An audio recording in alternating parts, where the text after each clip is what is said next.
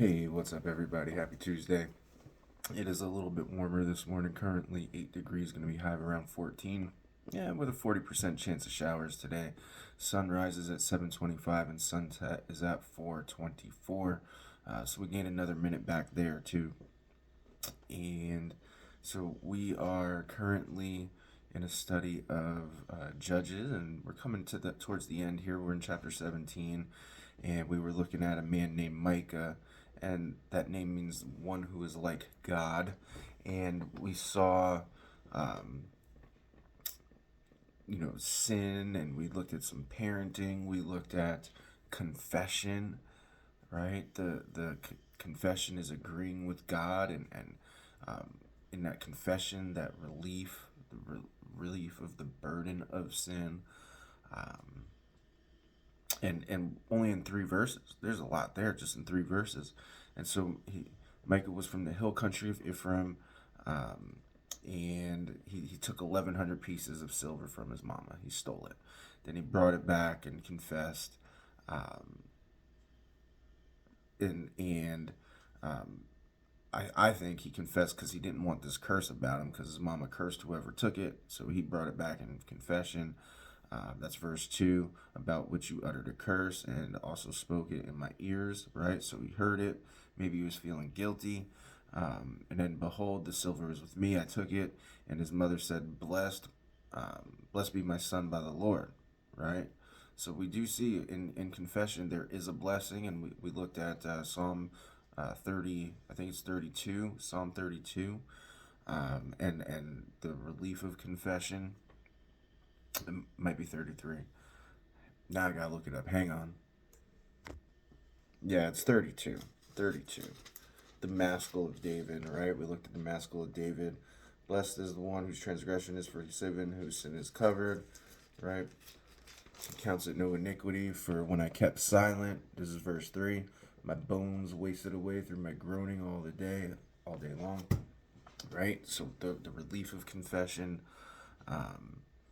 And so then he restored the 1,100 pieces. Now look in verse 3 what happens here. And his mother said, I dedicate the silver to the Lord from my hand for my son to make a carved image and a metal image. Then it says, now therefore I will restore it to you. Oh, so,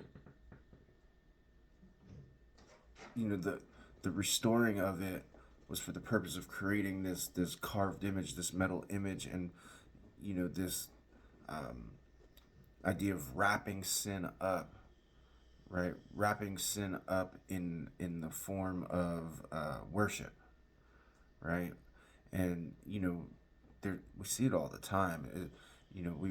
We wrap idolatry up in worship of trinkets. We wrap idolatry up in worship of the dead. We wrap idolatry up in worship of creation. I mean, it. If we think about it, we wrap this worship up in idolatry a lot, right? A lot in methods, in things that you know might seem like okay. Like, yeah, the pagan is like, the tree's alive, and we should we should love them, and then it goes from that to the tree's alive and it's got the spirits of your ancestors in it, and create a shrine. So that these shrines, they're sinful. These shrines are sinful. And so when he restored the money to his mother, his mother took 200 pieces of silver and gave it to the silversmith, who made it into a carved image and metal image, and it was in the house of Micah. And then it says, and the man Micah had a shrine. Now, there shouldn't be any shrines, right, in our home. The only shrine is the temple.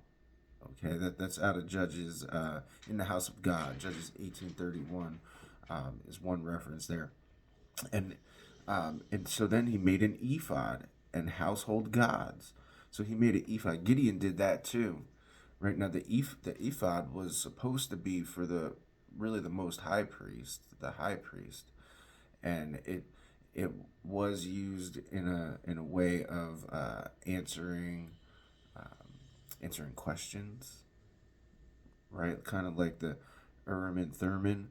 Um, it was a way to um, reach God, I guess, for lack of a better word. Um, I used to make the joke about the independent fundamental Baptist that always preach with the tie and in their suit and tie and kind of like as the high priest garb, and and reference the tie as like an ephod. Like what, like guys, that's not that's not a way to talk to God. We don't need that anymore because we have the Holy Ghost, right? We can go to God anytime we want. So that ephod, it's in this case especially, it's an idol, right? It's a bastardization of the what it was actually meant for. And so he took the priestly and godly worship of the ephod and of God, right, and puts him in his house and keeps him from himself as almost like a way to, like, a money grab. As we get going, you'll see. But so in First Samuel chapter 15, look, let's pick up in uh, verse 21. But the people took some of the spoil, sheep and oxen, the choicest of things, devoted them to destruction, to sacrifice to the Lord your God at Gilgal. Listen. And Samuel said, has the Lord as much delight in burnt offerings and sacrifices as in obeying the voice of the Lord? Behold, to obey is better than sacrifice. Ah, all the, he doesn't care about, um, um,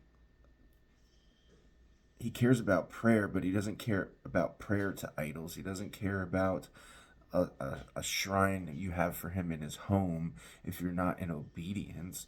He doesn't care about your sacrifice if you're not in obedience. He wants you to obey him, right? He wants a relationship with you. He doesn't want you to be making sacrifices to him that don't have a relational feeling behind them. That's simply idolatry, you guys. That's simply idolatry. And so what we see is this um, this fake. It's almost like a fake doxology. It's a fake praise. Okay, it's a fake praise. Now, verse 6, it says, in those days there was no king in Israel. All right, so now the writer is pointing to, I guess, blaming the way they're acting because there's no king. Okay, everyone did what was right in their own eyes, right? And previously, this is the first time we see this statement written like this. Everyone did what was right in their own eyes. Previously, it was everyone did evil in the sight of the Lord. Okay, it's kind of saying the same thing, right? But everyone doing what was right in their own eyes and blaming it because there was no king is the theme here going forward. And then look at verse 7. It says, now there was a young man in Bethlehem in Judah, of the family of Judah, who was a Levite, and he sojourned there. Now, Levites were meant to be set apart. They're meant to be priests. They have a priestly obligation. They had no land of inheritance. They had cities. It built strategically for them throughout the land, and their job was to do the priestly duties. And so the man departed from the town of Bethlehem in Judah and sojourned where he could find a place. And he sojourned, he came to the hill country of Ephraim, to the house of Micah. And Micah said to him, where do you come from? And he said, I am, and he said to him, I am a Levite from Bethlehem in Judah, and I am going to sojourn where I may find a place. And Micah said to him, stay with me and be to me a father and a priest, and I will give you 10 pieces of silver a year, and a suit of clothes and your living. And the Levite went in. So the Levite went in. Levites were not supposed to be um, uh, dwelling for a person, and they were supposed to be dwelling and living in for God, right?